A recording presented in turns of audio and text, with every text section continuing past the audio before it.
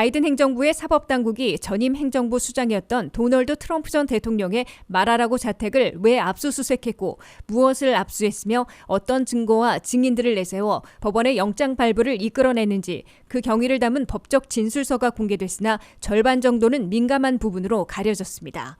연방법무부는 플로리다 법원의 명령대로 트럼프 말하라고 자택을 압수수색한 경위와 증인들, 수사 기법 등을 담은 진술서를 민감한 부분을 가린 채 공개했습니다.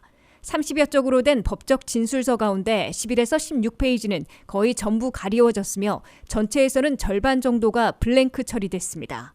이 때문에 트럼프 전 대통령이 구체적으로 어떤 범법 행동을 저질렀는지, 그의 불법 행동을 진술한 증인들은 누구인지, 어떤 방법으로 비밀 첩보 작전을 벌여 어떤 정보와 증거들을 수집했는지 등은 구체적으로 공개되지 않았습니다.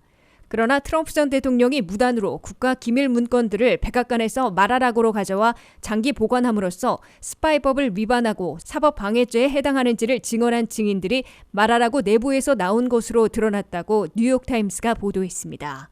트럼프 전 대통령 측은 올 1월 15일 박스를 국가기록 보존소에 반납했는데 이에는 탑시크릿으로 찍힌 국가안보 극비 문건 25건을 비롯해 184건의 기밀 문건들이 들어있었다고 이 진술서는 전했습니다.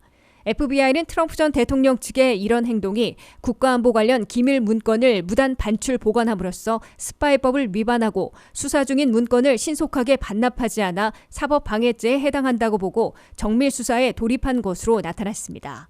FBI는 말하라고 해서 트럼프 전 대통령의 퇴임 후 행동을 잘 아는 사람들을 포함해 상당수의 증인들의 진술을 확보했고 증거물을 추가해 연방법무부의 승인을 이끌어내고 수색영장을 신청해 플로리다 법원으로부터 영장을 발부받은 것으로 밝혀졌습니다. 다만 다른 사안과 마찬가지로 증언한 증인들을 반드시 보호해야 하고 비밀 첩보 작전을 벌인 첩보요원의 신상과 정보 수집, 수사 기법 등은 공개하면 안 되기 때문에 이를 가리거나 공란으로 남기고 진술서를 공개한 것이라고 뉴욕타임스는 전했습니다.